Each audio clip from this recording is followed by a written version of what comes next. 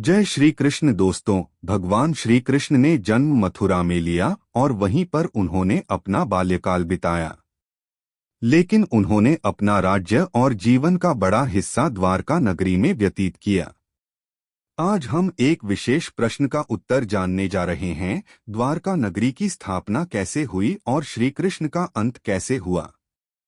महाभारत में वर्णित है कि जब श्री कृष्ण ने मथुरा में कंस का अंत किया तो कंस के ससुर जरासंध ने प्रतिशोध की भावना से मथुरा पर बार बार आक्रमण करना शुरू कर दिया। मथुरा लगातार संकट में रहने लगी। ऐसे में श्री कृष्ण ने अपने कबीले और नागरिकों की रक्षा के लिए समुद्र तट पर एक नए नगर की नींव रखी, जिसका नाम उन्होंने द्वारका रखा। यह एक दिव्य और भव्य नगरी थी जहां श्री कृष्ण ने 36 वर्षों तक शांतिपूर्वक शासन किया।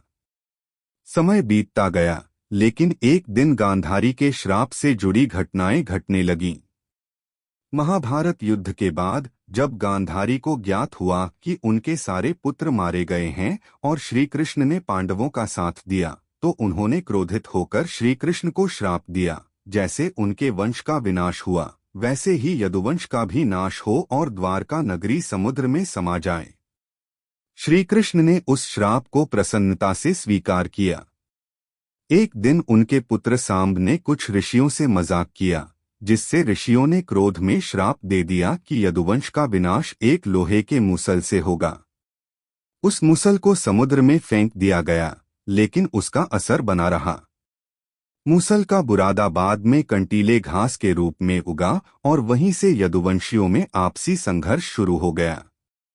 एक दिन तीर्थ यात्रा के बाद जब श्री कृष्ण लौटे तो उन्होंने देखा कि यदुवंशी आपस में झगड़ते हुए एक दूसरे को मारने लगे। देखते ही देखते बलराम, प्रद्युम्न, अनिरुद्ध समेत अनेक वीर मारे गए। श्री कृष्ण ने भी गुस्से में आकर मूसल से शेष यदुवंशियों का संहार कर डाला। इसके बाद वे शांत मन से वन की ओर चले गए। वहीं पर एक शिकारी ने उन्हें गलती से हिरण समझकर तीर मार दिया। यह श्री कृष्ण का देहावसान था और इसके साथ ही उनका धरती पर अवतार समाप्त हुआ।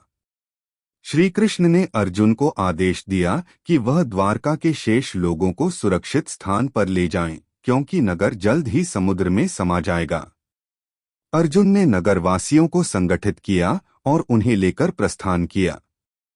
इसी बीच वासुदेव जी का भी निधन हुआ और उनकी पत्नी ने सती होकर प्राण त्याग दिए। अर्जुन ने समस्त यदुवंशियों का अंतिम संस्कार किया और शोकाकुल नगरवासियों के साथ हस्तिनापुर की ओर निकल पड़े। बाद में समुद्र ने द्वारका को अपने भीतर समा लिया। आज भी पुरातात्विक खोजों में समंदर के नीचे प्राचीन द्वारका के अवशेष मिलते हैं। वर्ष 1968 में भारतीय पुरातत्व विभाग और गुजरात सरकार ने संयुक्त रूप से द्वारका के अवशेषों की खोज की, जहां तांबे के सिक्के, बर्तन और भवनों के अवशेष प्राप्त हुए। तो दोस्तों, यह थी द्वारका नगरी की अद्भुत और भावुक कथा। अगर आपको यह प्रस्तुति अच्छी लगी हो तो कृपया इसे शेयर करें और ऐसे ही और भी आध्यात्मिक कथाओं के लिए हमारे YouTube चैनल को सब्सक्राइब करें। आपका बहुत बहुत धन्यवाद। हरि ओम। जय श्री कृष्ण।